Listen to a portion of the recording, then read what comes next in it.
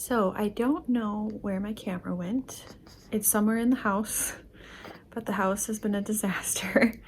But I did want to share that we did have our second baby. I'm not really going to be sharing much about it just because that's not what my channel's about, really. Yeah, I just want to keep the channel about like homemaking and what I'm doing in the home. That kind of is like a big life event, and I have to like relearn how to do content and stuff now. So I still wanted to share it. Everything went well. It was very slow going at first, and I was frustrated with a lot of things.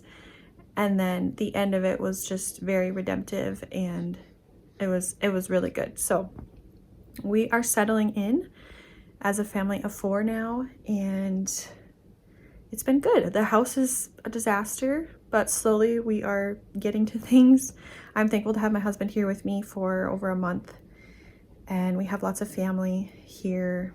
Like, our family is all close, so that's been really great. But I thought I would just let you know, and then hopefully I can find my camera somewhere in the mess of Christmas and newborn bubble, because I want to make some oatmeal cups that I was given from a little meal prep group that I did before having the baby. There were a couple of us, or a few of us, that were pregnant actually. So we did like a meal prep thing together, and we all got to take the stuff home. And I've had some oatmeal soaking, and I want to make those oatmeal cups again because they were so good. And oatmeal is really good for nursing. So going to look for my camera and take you along for that.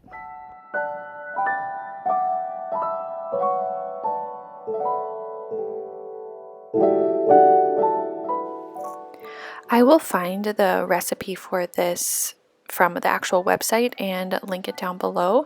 I did swap the canola oil for coconut oil, and you probably would want to melt it. I didn't, because I was kind of just doing this as quick as I possibly could, so I tried to just mix it in as best as I could. But proper practice would probably be to melt it so that you don't have coconut oil chunks in your oatmeal cups. But these are so good. I have been making them on repeat. They're really easy. I almost have it practically memorized at this point. And I put them beside my bed at night too, so that when I'm nursing overnight, I can have a quick snack that is also great for boosting milk supply. So they're really tasty, and like I said, I will have those linked for you down below.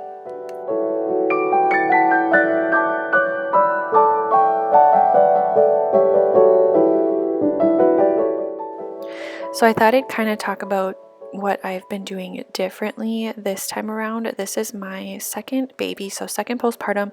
My first postpartum was actually really, really rough, and not because of the baby at all. He was actually great. We had issues nursing. That was tricky, but once we figured that out, it was honestly like it was no problem. All of it was just my own personal adjustment. And I also just had a lot of bad habits that some were my own doing, some were just things that I had learned. Like, I hadn't learned anything different, growing up and into adulthood. I just didn't know anything different.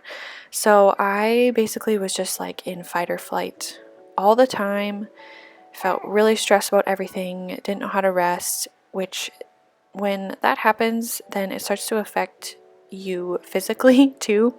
So then my body got to a point where it couldn't relax and I couldn't sleep. So I wouldn't sleep like in between wakes in the night. Anyway, it was this whole long thing. I could probably do an entire hour-long video all about that. I probably won't, but God saw me through. There was a lot that I had to undo and trust Him with, and I'm still recovering from some of that, honestly. So it was kind of a leap of faith to have another baby because I was terrified of that happening again. But it hasn't. It has been completely different. I have felt so mentally clear. I've been making sure to eat enough. I've been just trusting the Lord with things that are out of my control entirely. And we've also just had a lot of good help that I have just received. And just let it be a blessing to us. So we've had lots of meals, we've had family here to help, and I've just been proactive about asking for help this time too. If I'm feeling like there's going to be, a part of the day that is trickier, I will ask for help ahead of time. So all of that has helped so very much. And yeah, it's just been a completely different experience. So kind of as a side note, I've also been taking time to read, spending a lot of time in this chair, nursing, reading, just talking to my older child as he's playing.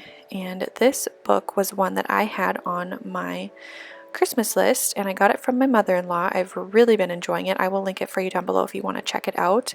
But it basically just encompasses everything that I was kind of just talking about, but from somebody else's perspective. So it's like basically what I have walked through, but with my own circumstances. So I'll link it down below. And I love the Chesterton quote, "The room for good things to run wild." Ever since I read that quote, I love it so much. That's just been my walk with the Lord, has been learning how to let truly good things run wild. And as somebody who has struggled with anxiety, that's really hard to do, because whenever things feel good, you're just kind of always waiting for the pin to drop, and it's not super fun to live like that. So back to things that I've been doing differently. You will notice that in this video, almost every clip, I'm wearing something different. It's a different day. That is because I've really only done one thing each day beyond making sure that everybody's fed, making sure that I'm nourishing myself, and nursing, resting, reading, just enjoying family time. So one day it might be making the oatmeal cups. The next day it's cleaning the bathroom. And then in a little bit here, you'll see me chopping sauerkraut, which was a little more ambitious than I care to be right now, but I had bought 2 cabbages and I did not want them to go bad. I just didn't want to waste them. So I figured that'll be my one thing for the day that I will take care of. And that's kind of how I've been doing it. So it's nice because I'm still doing a couple things, which makes, the part of me that wants to be productive feel a little bit validated. But then it's also nice because I know that I'm disciplining myself to rest too, and I'm not doing too much. And yeah, it's been completely different this time around, which is really, really encouraging.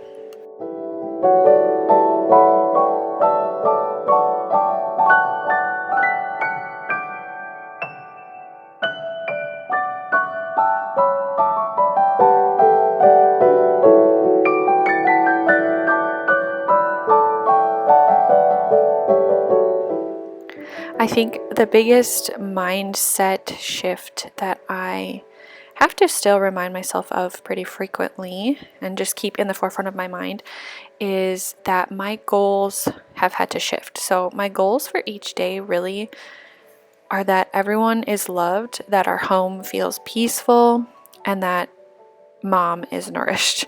That needs to be a top goal because the other things flow from that. And so when I keep all of that in the forefront of my mind, it just makes everything else fall away.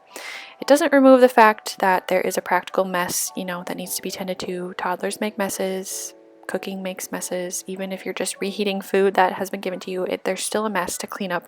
And it does need to be dealt with, but I think when you focus on the other things first, you are just calmer, and then you can better handle the couple things that you need to handle just to keep things at least running.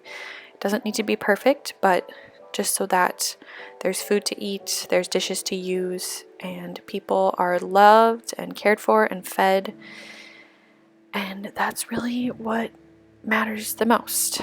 I am definitely not advocating for just letting the mess go forever.